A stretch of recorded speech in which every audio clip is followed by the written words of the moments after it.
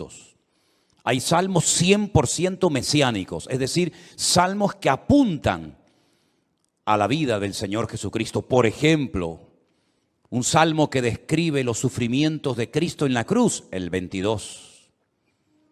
Hay salmos que son oraciones, por ejemplo el 90, el Salmo 90, que por cierto mi suegra Esperanza se lo sabe de memoria, con la edad que tiene.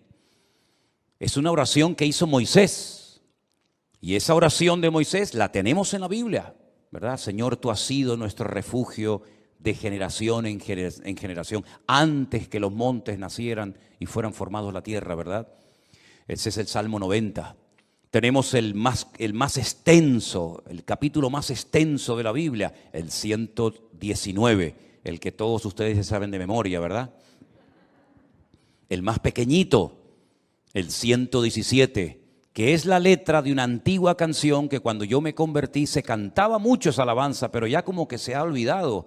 Alabad al Señor, naciones todas, pueblos todos, alabadle, alabadle, bendecid su nombre, ¿verdad? Tenemos el famoso Salmo 133, Inema tobu manaín shebedahim gam yahad. Mirad cuán bueno y cuán delicioso es habitar los hermanos juntos en armonía. Tenemos salmos proféticos, salmos que son quejidos, lamentos, ¿verdad? Tenemos la oración de los ancianos, la petición, el salmo de los ancianos, el salmo de las personas que ya han pasado a otra etapa de la vida. Es un salmo precioso también. Pero todos esos salmos se fueron recopilando a lo largo de la historia en diferentes periodos. Y ahí les he puesto un gráfico en las pantallas de la iglesia para que ustedes vean el proceso que experimentaron los salmos hasta poder recopilar los 150 y tenerlos en nuestras Biblias. Por ejemplo, los primeros 41 salmos, del 1 al 41, se recopilaron, no significa que se escribieron, pero que se recopilaron en la época del rey David. Porque hay algunos de esos salmos que son antes de la época del rey David. Por ejemplo, el que le cité a continuación, el 90, que es de la época de Moisés. Pero esos 41 primeros salmos se recopilaron, se reunieron y posteriormente se añadieron al libro de los salmos en la época del rey David.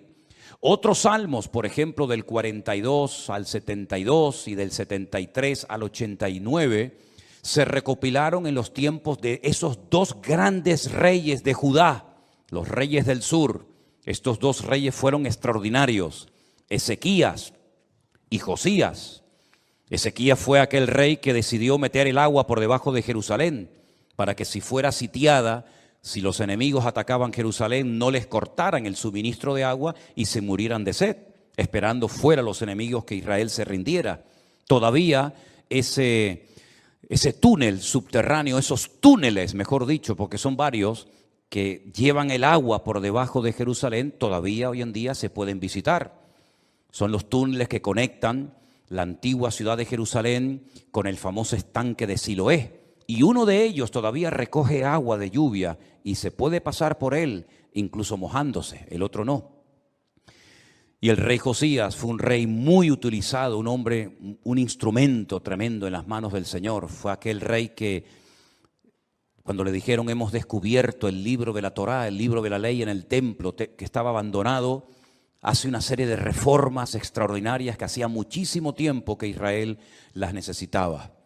Luego tenemos, por ejemplo, del Salmo 90 al Salmo 106 y también del 107 al último, al 150, tenemos esos salmos que se recopilaron en el tiempo de Esdras, el sacerdote, y de Nehemías, aquel copero, ¿se acuerdan? Que vivían en el palacio del rey y que es el instrumento que Dios utiliza para la restauración física, la restauración de los muros y también del templo de Jerusalén. Y Esdras fue el instrumento para la restauración espiritual del pueblo. Porque una cosa es que tú seas restaurado en tu economía, en lo natural, sea economía, sea salud, sea familia, que está bien, Dios también está interesado en restaurar esas áreas de tu vida. Y otra cosa muy distinta es la restauración espiritual de una vida. Tú puedes ser restaurado, digamos, en tu economía, pero no significa de que hayas sido restaurado en lo espiritual. Y si quieren ver un ejemplo claro de lo que estoy diciendo, vayan por ejemplo al famoso libro de Ezequiel, en el capítulo 37, cuando el Señor le dice a Ezequiel, ven que te voy a enseñar algo, y lo lleva al cementerio más antiguo del mundo, que está al este de Jerusalén, en el Monte de los Olivos, cementerio que tiene más de 3000 años, que se puede visitar hoy en día, que se conoce, bueno, el nombre que le dan los judíos hoy en día es el Bet Hayim, que es la casa de los vivos, pero realmente era el valle de los huesos secos, porque es un valle lleno de huesos, un valle lleno de muertos. Y el Señor, estando él en Babilonia, le muestra ese valle, ese cementerio, y le dicen, ¿tú crees que estos huesos vivirán? ¿Tú crees que volverán a la vida estos huesos secos en gran manera, que en algunos casos hay años y años que están ahí enterrados? Y el profeta Ezequiel le dice al Señor, yo no sé, Señor, lo que va a pasar con estos huesos, con estos muertos. Y el Señor le dice, predícales, profetízales a los huesos. Y dice que mientras les predicaba, comenzaron a levantarse esos huesos y se formaron cuerpos humanos, seres humanos, con piel, con tendones, con miembros, con cuerpos. Pero dice que eran como muertos vivientes, les faltaba el espíritu. No se movían, estaban ahí quietos como zombies. Y el Señor les dice, les falta el espíritu, profetiza, habla para que el espíritu entre en ellos. Y al final del capítulo 37, el Señor le explica al profeta Ezequiel lo que significa esa visión y le dice, esta es la casa de Israel.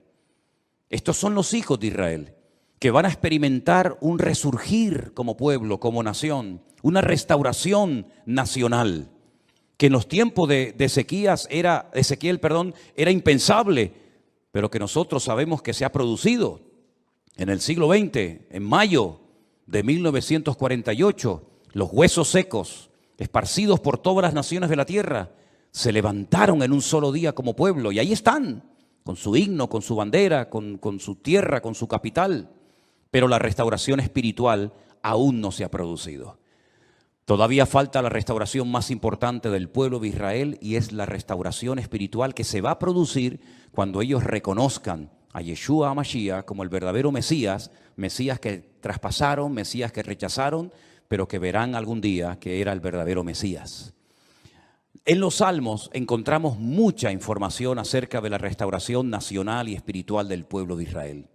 Encontramos que dicha restauración se llevaría a cabo a través de la obra de Cristo, del Hijo de Dios humanado y encarnado, que habitaría entre los seres humanos como un ser humano más.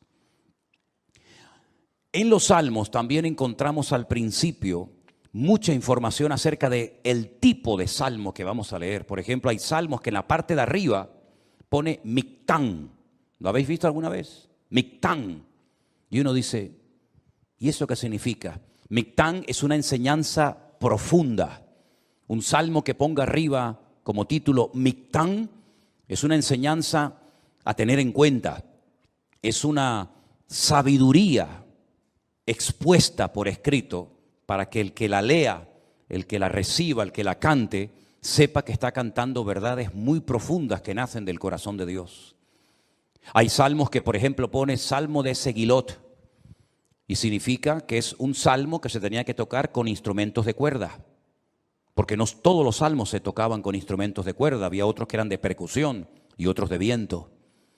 Hay salmos que pone, por ejemplo, Shir LaMa'alot, salmo cántico de las subidas, que eran los salmos que cantaban los peregrinos cuando subían a Jerusalén 3 veces al año a celebrar la fiesta de la Pascua, la fiesta de los tabernáculos, que era la última, y en medio la fiesta de Pentecostés o la fiesta de Shavuot, las semanas.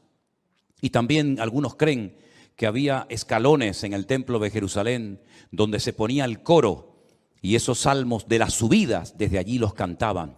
Pero en este salmo, si ustedes lo pudieran ver en hebreo, al principio pone mitzmor, y la palabra mitzmor significa que es un salmo que hay que cantarlo. Nosotros como cristianos no tenemos esa costumbre, lamentablemente, porque el salmo nos indica que este salmo habría que cantarlo desde el versículo 1 hasta el último versículo, hasta el versículo 5. Nosotros lo hemos leído, pero realmente es un salmo que, según las instrucciones que Dios nos da, tendríamos que haberlo cantado. Y es la mejor manera de aprender capítulos enteros de memoria de la Biblia poniéndole música. Y es la mejor forma de aprender, ya digo, capítulos y capítulos enteros de la Biblia. Ahora, el Salmo 127, que es el que se leía en esta tarde, si ustedes buscan su Biblia, empieza diciendo que si el Señor, el Eterno, Jehová, como dice la versión Reina Valera, no edifica la casa, en vano trabajan los que la edifican. Tenemos que explicar brevemente a qué se está refiriendo el autor de este salmo, que pudo ser David, que le escribió un salmo, una enseñanza a su hijo Salomón, o como opinan otras personas, pudo ser un salmo que lo escribió Salomón con una enseñanza que heredó de su padre, el rey David. Sea como sea, la declaración que hace el versículo 1 es muy interesante. Si Dios, el Eterno, nuestro Creador, no edifica la casa, en vano trabajan los que la están edificando. El sueño de David, que nunca lo vio cumplido, era construir un templo para su Dios.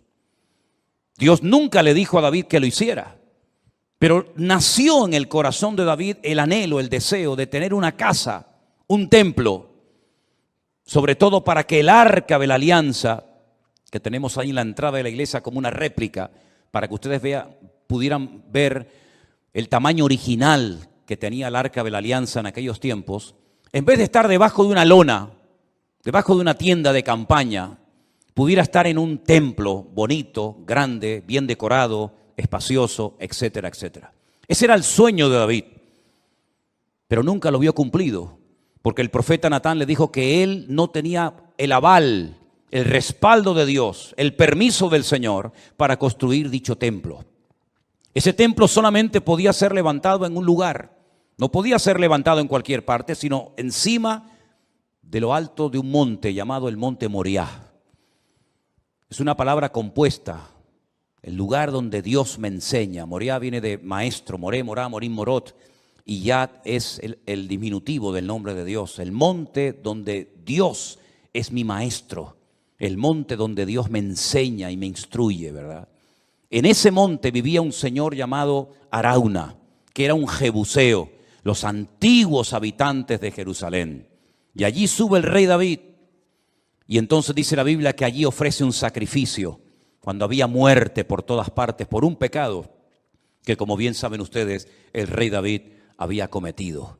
Allí él presenta un sacrificio en el mismo monte y en el mismo lugar donde tiempo atrás el famoso patriarca Abraham, el amigo de Dios, había subido con su hijo Isaac para sacrificarlo sobre un altar, pero el Señor lo detuvo y le dijo: no lo hagas. Todavía ese altar, esa roca enorme que es tan grande como esta plataforma o más, todavía está allí. Y los judíos consideran que desde allí fue donde Dios creó el mundo, el ombligo, el centro geográfico de la tierra bíblica. Pues en ese lugar Salomón, su hijo, iba a construir el primer templo de la historia para Dios. Ellos tenían que partir de la base de que el Dios de ellos era tan grande, tan inmenso, que era imposible meterlo dentro de un templo. Era totalmente imposible meter a Dios, limitar a Dios dentro de un cubículo, dentro de un edificio, porque ya el Señor le había dicho a David que el cielo es su trono y la tierra es el estrado de sus pies. ¿Qué templo me van a hacer ustedes para mí? Los romanos se reían de los judíos cuando llegaron a Israel y decían: ustedes están locos, porque ustedes tienen un templo enorme, precioso, pero vacío. ¿Dónde están vuestros dioses? ¿Dónde están vuestras divinidades? Los griegos, los romanos y todas las culturas habidas y por haber levantaban templos, pero luego los llenaban de ídolos. Apolos, Afrodita, ¿verdad? Cibeles, Ares y tantos dioses. Pero los judíos nunca pusieron una figura de Dios, porque al Señor tu Dios adorarás y a Él solo servirás. Y en los famosos 10 mandamientos, el Señor prohibía la fabricación de imágenes de talla. Por lo tanto, era un templo vacío, pero en lo más recóndito, en lo más oculto del templo, estaba un lugar que nosotros lo llamamos el lugar santísimo.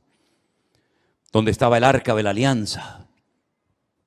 Y Salomón iba a poder construir ese templo con la ayuda de miles y miles de personas.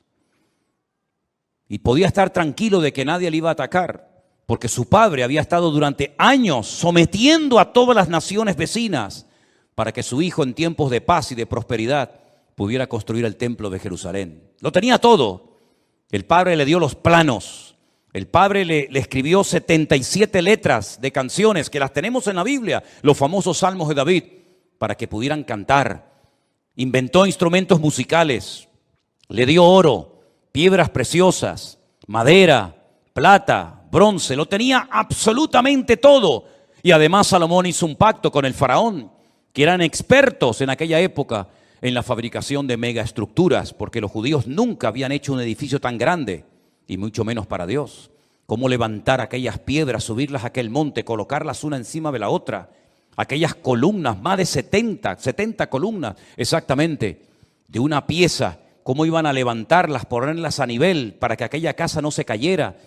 El templo no tenía arcos, como lo inventaron los romanos. Por eso los arcos le han permitido a las fabricaciones y a la arquitectura romana permanecer hasta el día de hoy. Pero eran columnas y era muy difícil poner aquello en pie. Hay, por ejemplo, en la ciudad de Jerusalén, en un lugar donde yo he llevado a algunos hermanos alguna vez, una columna entera que es como de aquí al fondo de la pared, que se quebró y allí la dejaron, y han pasado 2000 años y todavía aquella columna sigue allí.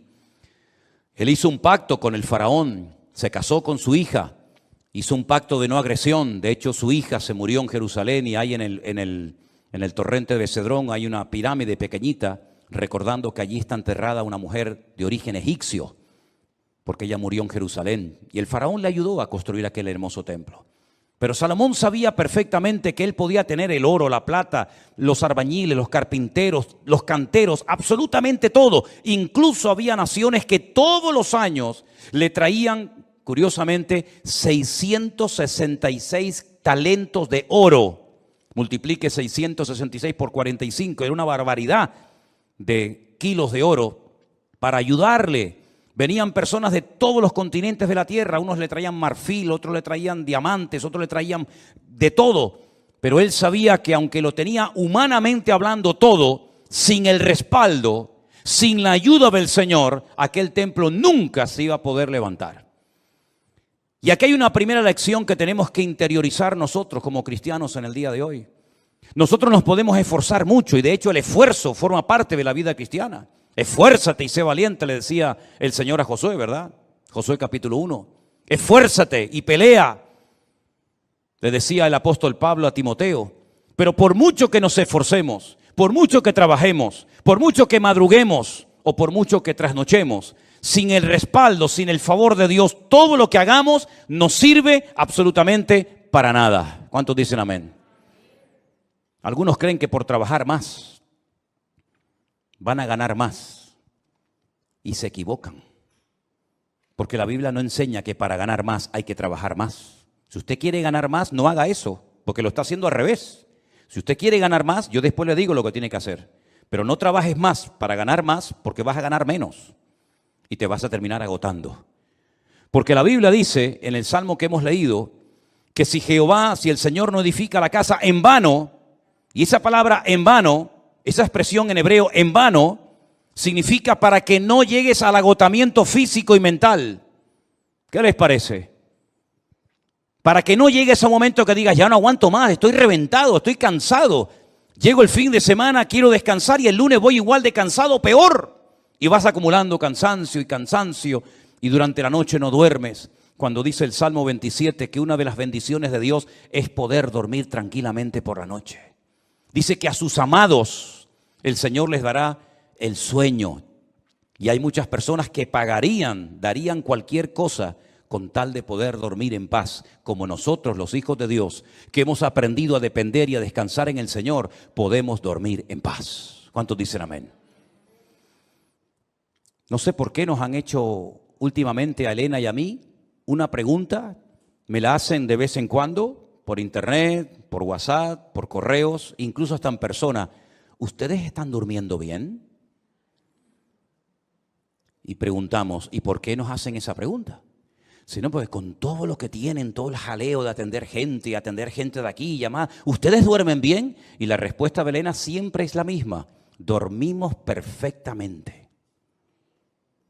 Porque nosotros hemos aprendido a descansar y a depender únicamente del Señor. No entramos en estrés, ni en nervios, ni en agobio.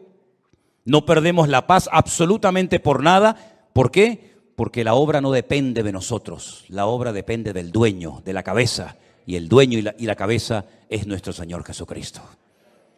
Me da mucha pena, mucha lástima cuando veo a cristianos agobiados, cargados, estresados, con la tensión disparada. Perdonen si alguien se siente aludido. Yo es que no le he tomado la atención nunca a ninguno de ustedes. Por eso hablo desde la libertad, porque claro, va a decir, ¿este hombre cómo sabe que tengo yo la tensión alta? No, yo no sé nada, pero el Señor lo sabe todo. Pastillas para poder dormir, claro, después pastillas para despertarte. Agobiado, estresado, que no llego a fin de mes, que no pago el colegio de los niños, que los libros, que esto, que lo otro. Y yo he cumplido recientemente 60 años. No me da ninguna vergüenza decirlo, al contrario, estamos orgullosísimos de los 60 años que tenemos. Y de esos 60 años, que parecen mucho, pero a la hora de la verdad no son tantos, de esos 60 años, 40 los he dedicado a servir única y exclusivamente al Señor. Es decir, no me he dedicado en otra cosa los últimos 40 años de mi vida más que a servir al Señor.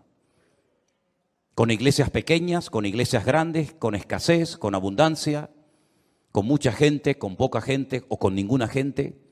Y en estos últimos 40 años, si algo hemos aprendido, sobre todo en este último año, es que Dios es galardonador de los que le buscan.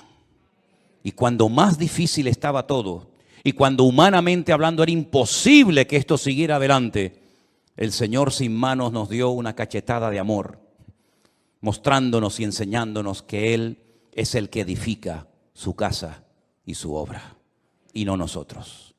A mí me llama mucho la atención que este verbo, edificar, es exactamente el mismo que emplea el Señor Jesucristo cuando hace referencia a lo que Él iba a hacer. Edificaré mi iglesia. Su padre en Génesis capítulo 1 nunca empleó el verbo baná o boné, que es construir, sino el verbo bará, que se parece, pero no tiene nada que ver una cosa con otra. Bará es un verbo que solamente aparece en la obra creadora de Dios. Cuando dice la Biblia que en el principio creó, ese verbo creó es bará y significa crear de la nada. Este púlpito está hecho de un material llamado metacrilato. Lo mandamos a hacer hace 20 años. El que lo hizo, porque este no se ha perdido ningún culto desde que estamos aquí, Este ha estado todos los cultos, todas las reuniones de jóvenes, todos los cultos de jueves, todos los cultos de domingo.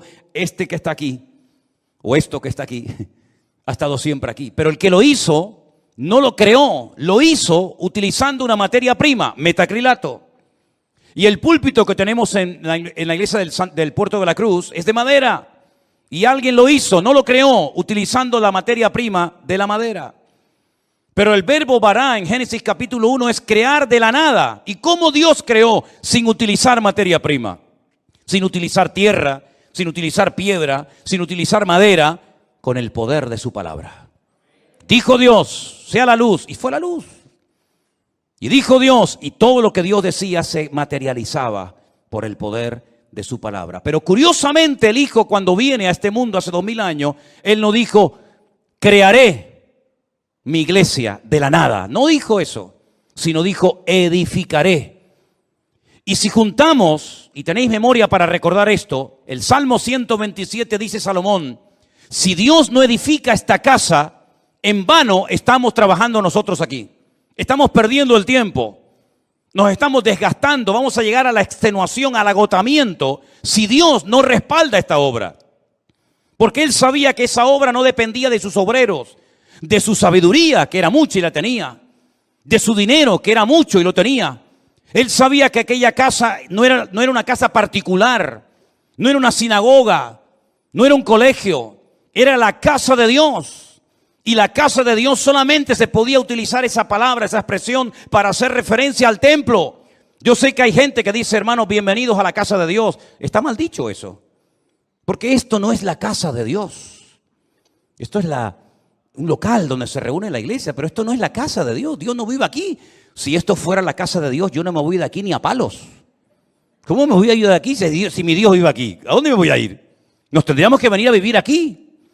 Pero esta no es la casa de Dios. Pero en aquellos tiempos, cuando Salomón dice, si Jehová no edificare la casa, ¿a qué casa se refería? A la casa de Dios. Él sabía que esa casa no iba a poderse terminar si no tenía el respaldo de Dios. Por eso el Señor Jesucristo pudo decir, yo edificaré mi iglesia. Porque Él dijo, todo lo que hago y todo lo que digo, lo hago porque mi Padre me da autorización y me apoya para hacer y decir lo que hago. Por eso la iglesia ha permanecido en estos últimos 2000 años con persecuciones, con todo tipo de regímenes políticos, con falsas doctrinas, con divisiones, etcétera, etcétera. ¿Por qué? Porque el que la está fabricando no es el hombre, el que la está construyendo es el Señor Jesucristo. Y nosotros somos piedras vivas en ese edificio, pero la piedra angular, la que soporta todo el peso, es nuestro Señor Jesucristo. La piedra que desecharon los edificadores ha venido a ser la cabeza del ángulo. Bendito sea Dios. Piná, Rosh Piná. Eso es, Rosh Piná. Hay un pueblo en Israel muy bonito que se llama Rosh Piná, que significa la cabeza del ángulo. Pero este salmo, ¿sabes? Te da una calma, te da una paz impresionante, porque no tienes que estar dependiendo de tu esfuerzo personal, sino del respaldo de Dios. Y yo le hacía esta mañana a los hermanos del Puerto de la Cruz 2 preguntas que se las voy a hacer ahora a ustedes.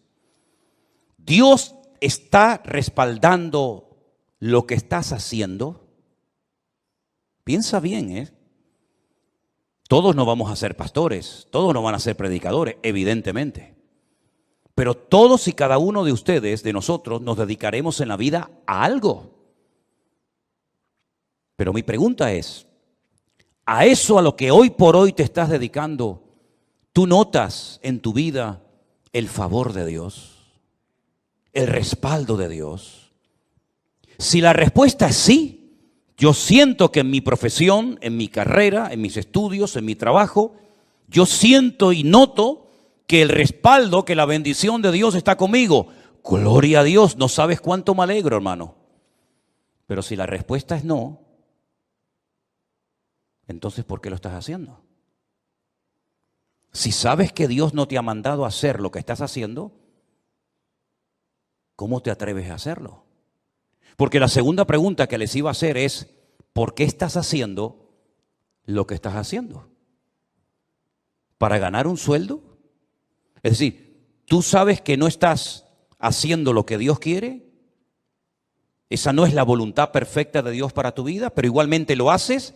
Porque a final de mes un señor te pone un sobre con un dinero para poder cubrir tus necesidades. ¿Así es como tú te has montado tu vida cristiana? ¿Te ves haciendo lo que estás haciendo tus próximos 10 años, 20 años de tu vida? ¿Ese es el futuro de tu vida? ¿Dedicarte a lo que estás haciendo? Si es la voluntad de Dios, gloria a Dios, siga adelante.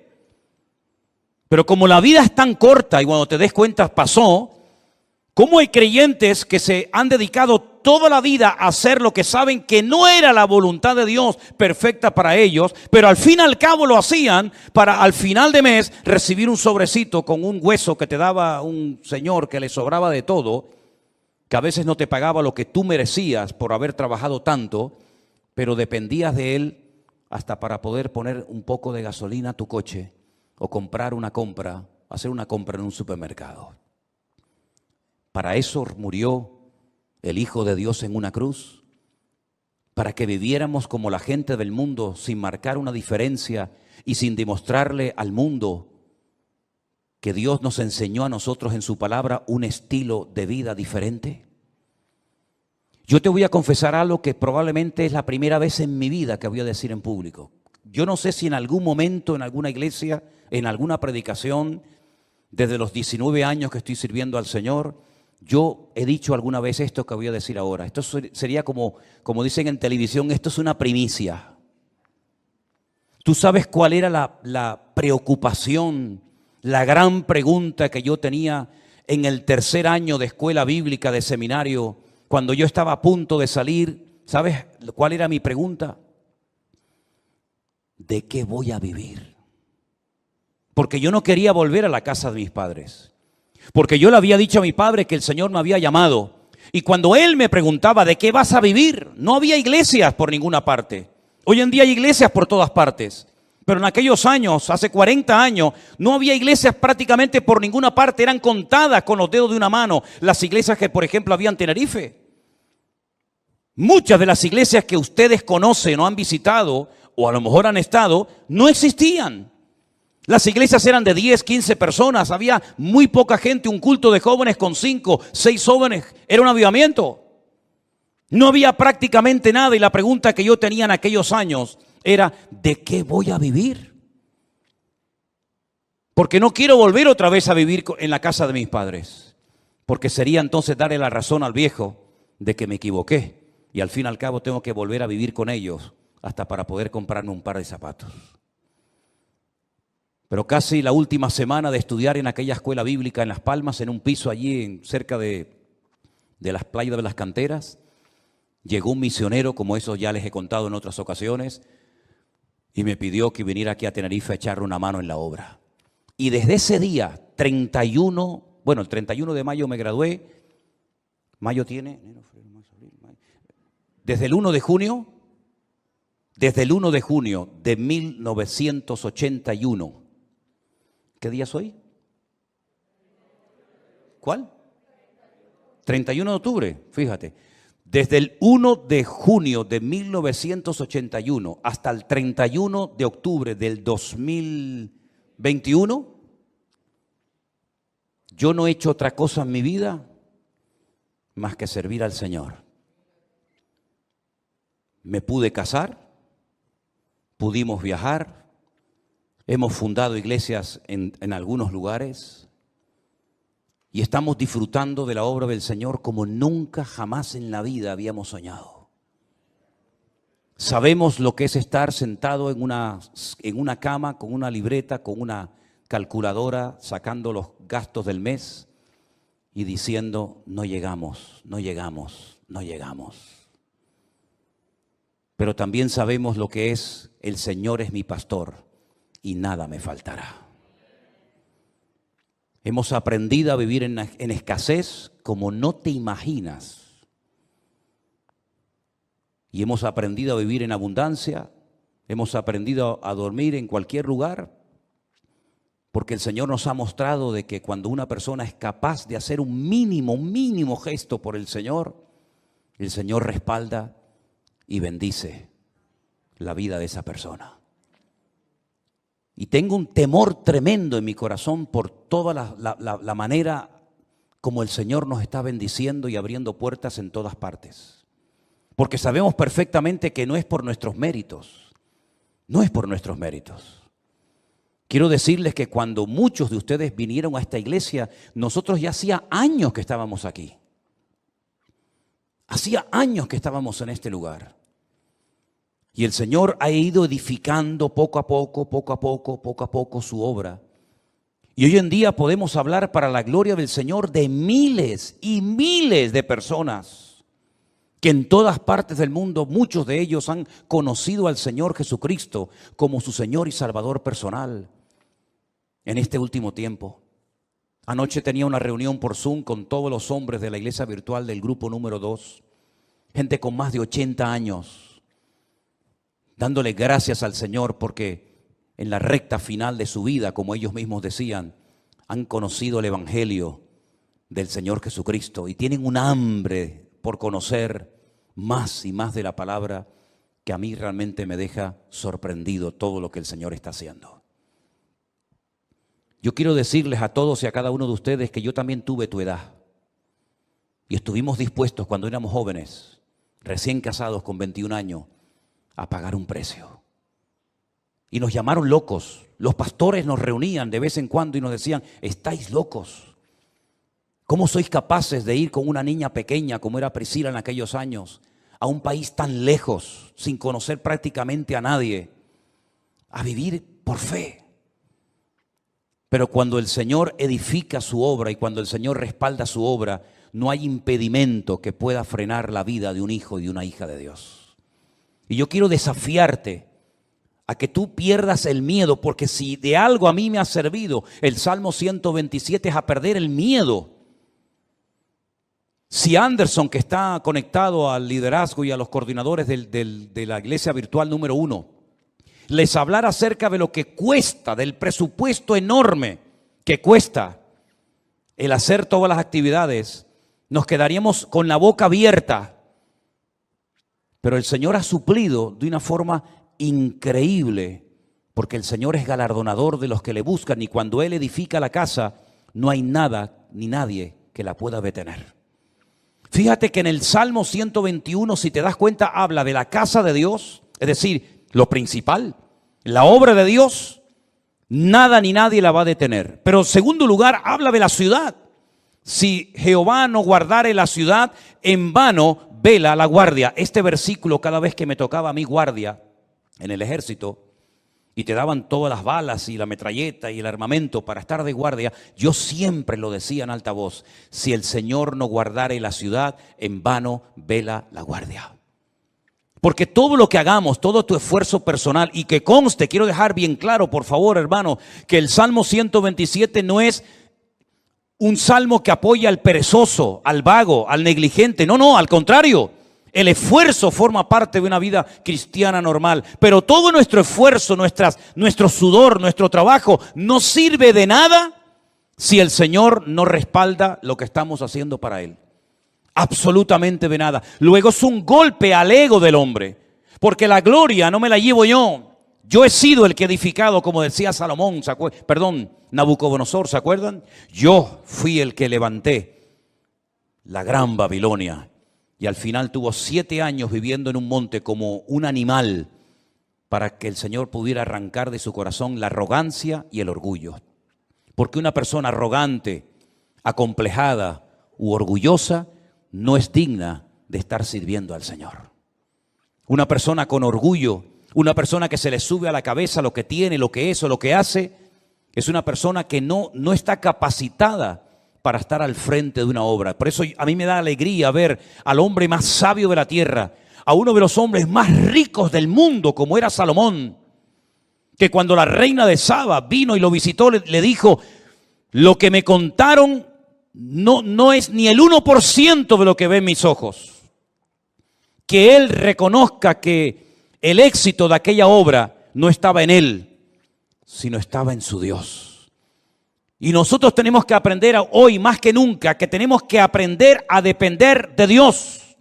Y eso hay que enseñárselo a nuestros hijos, y hay que enseñárselo a los jóvenes de la iglesia, para que nos demos cuenta de que en estos tiempos donde la economía está en crisis y donde el mundo irá, según la Biblia, de mal en peor, nosotros estemos preparados y sepamos adaptarnos a las circunstancias y no perder la paz ni el equilibrio, porque el Señor es nuestro Dios y estará con nosotros todos los días hasta el fin del mundo.